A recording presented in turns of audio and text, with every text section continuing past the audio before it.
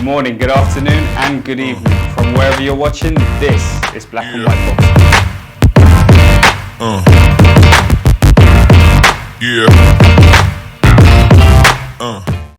Boxing is probably one of the most hardest sports in the world to reach the top level. It takes discipline, blood, sweat and tears, and sacrifice. So now, on the 24th of February, we will see the Mexican WBC bantamweight champion, Alexandro Santiago, comes all the way from Mexico to put his title on the line to defend it against someone undefeated, and they still underestimate him. He's still the underdog in this fight. I imagine it's because the Japanese superstar Junto Nakatani has an undefeated record and is coming up in weight, already a two-weight world champion. Yes, I get it. Mexicans have, which is, or what they used to have back in the 80s and 90s, what the Mexicans still hold on to is the grit. Historically, they're known for giving a great fight. You cannot write someone off like Santiago, who's come from nothing to give us a great fight, to go all the way to Japan to defend his own title. He stands at only 5'2.5" tall. You cannot write this man off. He went and fought Nonito Donaire, probably one of the best Asian fighters, one of the best fighters to come out of the Philippines, and come and beat him at only 27 years old. He's an orthodox fighter and he's going up against the southpaw, Junto Nakatani. He's got a record of 28 wins, 3 losses and 5 draws, with 14 of those wins coming by way of knockout. That is a 50% knockout ratio. You cannot write this man off. You cannot write this man off. He is coming to defend his title in another country. They're not paying him off. They're not paying him to lose. He's coming to win. Right, so now we're going to look at the two fighters in more detail. When you get down to why they got so far, it's because of their own discipline. And one of the most disciplined fighters to come out of Japan shows out on 24th of February against trying to take a title away from the Mexican champion, Alexandro Santiago, to now become a 3-weight world champion. He's got to do that going against the odds, although he's the favorite coming into this fight. And maybe, Nakatani also has the height on his side. He is at 5'7.5" tall. Santiago is only 5'2.5" tall. Although it's small, it's still a difficult fight for both fighters. Nakatani is now moving up in weight, going against the current. He's trying to become a 3-weight world champion. This is the hard work and the discipline I'm talking about, guys. This is real challenges, real life, and what it takes to be great. We will see on February 24th what is needed to become a top level athlete. I'm sitting here with you guys because I want to transmit that in the world we can have more Junto Nakatanis and Alexandro Santiago's. This isn't just about boxing, this is in life. To work hard for your goals, for what you want to achieve, to have discipline, and this is the perfect example of it. And so right now, moving forward, I'm going to be speaking about the fighters, breaking down their styles, but please, take something away from this video. Okay, so styles is extremely important when we're talking about the prediction or the outcome of how a fight's going to go, of how exciting the fight's going to be, because as the phrase goes, styles really do make fights. So I'm going to show you guys a clip of Santiago when he last fought Nonito Donaire back in July, to have a look at the type of fighter that he is, his tendencies, and where Nakatani can take advantage of this. Okay, so Santiago is a very come-forward fighter. He's quite aggressive. He likes to come forward and throw punches and bunches.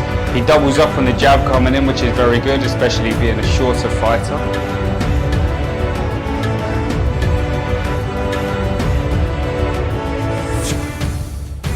You see, sometimes he comes in and he drops his backhand when he's throwing punches. So as he's throwing the jab, he drops his backhand and he's susceptible to uppercuts on the way in, which is where Nakatani can take advantage. He's got a good tight defense when he's not throwing punches, so I'd say Nakatani's best bet is to beat him when when he's throwing punches, so to throw in between Santiago's shots. Okay, Donaire does well sometimes to catch him, so Donaire sees that his backhand's low as he's coming in, so he's catching him a fair amount with the hook. It might feel a little bit different when Nakatani's in there. Obviously, Donaire's an orthodox fighter, so obviously it's going to be the other way round. It's going to be Nakatani's backhand that's going to do damage to Santiago if he has the same tendencies.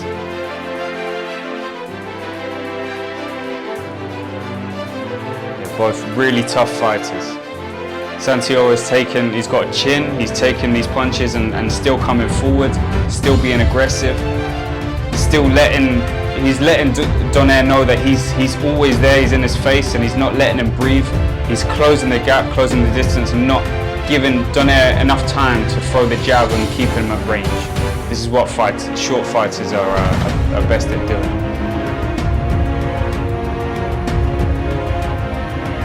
Okay, so Santiago's also making it an ugly fight. He's not trying to box him, he's trying to get inside and fight him. He's trying to make sure that Donaire doesn't have enough time, but also Donaire reacts well and throws that left hook and does catch Santiago a few times. Okay, so I would say keys to victory for Junto Nakatani would be so as Santiago's coming in, he does lean forward a little bit over his knee, which would mean he's susceptible to receiving that uppercut, which would come from Nakatani's backhand, because Santiago's also dropping his right hand. So Junto Nakatani needs to be throwing his the backhand, the uppercut. The backhand uppercut, which will be the left hand for Junto Nakatani, is also not an easy front punch to throw unless the opponent's coming onto it like Santiago is doing, because it is the slowest punch in the book.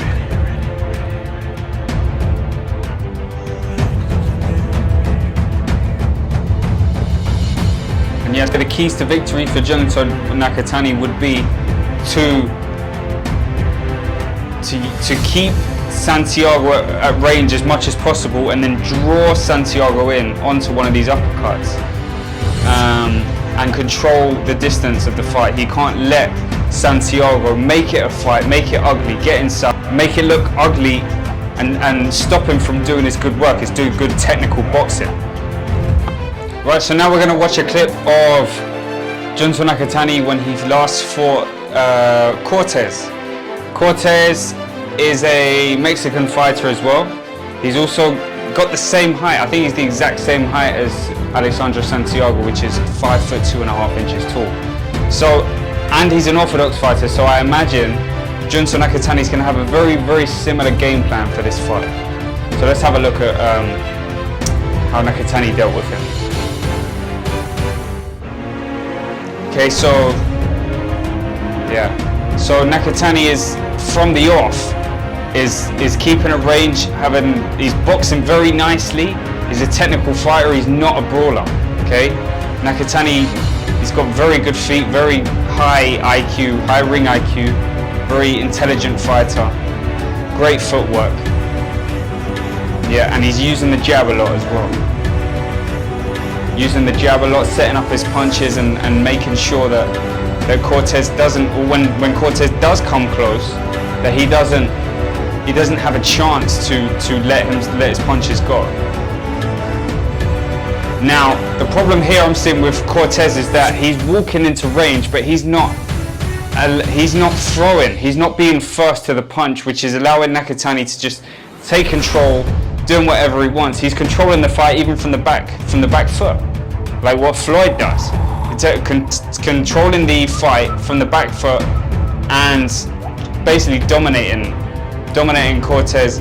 Cortez is also not cutting off the ring as he should do, so he's allowing Nakatani to move around, think, space to think, throw his jab, and then set up his combinations. Oof. Yeah, he's hitting him really nicely with that left hand, that backhand of his, that straight backhand, straight down the middle, and he's going to be using that same punch in the fight.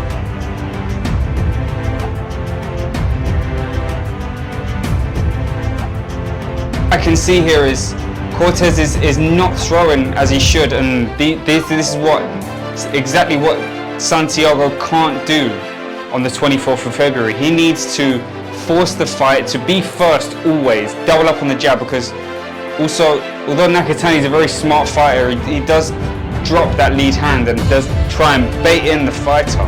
So he needs to be first, double up on the jab, not let him counter and throw singles. He needs to throw double jabs and get in and rough him up. So I think the keys to victory here for Santiago is to cut off the ring. Don't give Nakatani enough space and time. He needs to rough him up and get in with the double jab, get in and close that gap, close that distance, because obviously Nakatani is very, very rangy fighter. He's got very long arms. He's extremely tall for the weight as well. Although, even though he's coming up, he's still very, very tall for the weight. Got to force the fight with Nakatani. Do not give him a chance to box and breathe, and he cannot let Nakatani be comfortable. He needs to break his rhythm and just make it a fight. Take chances and just go for it, because if he allows Nakatani to do what he wants to do, he will do it. He also needs to be wary of body punches as well, just in case, because Nakatani is a great body puncher, and he does find that body as the fighters are coming in, especially for smaller fighters as well. As my final prediction for this fight, I do believe Junto Nakatani will come out on top in this fight. I think it's going to be a very close fight. I think it's going to be a very explosive fight, but I do believe that Junto Nakatani has what it takes to stop Alexandro Santiago, probably in the late rounds, I'd say, probably round 9 or 10.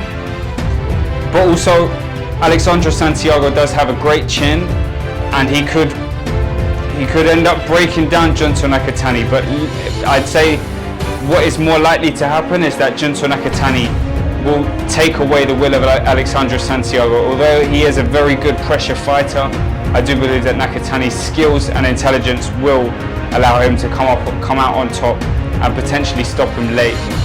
Santiago may survive, he may get to round 12, but we'll see. We'll see how the fight goes. It's going to be a great fight, guys. Please set your alarms, watch the fight and enjoy it, because this is what boxing is all about.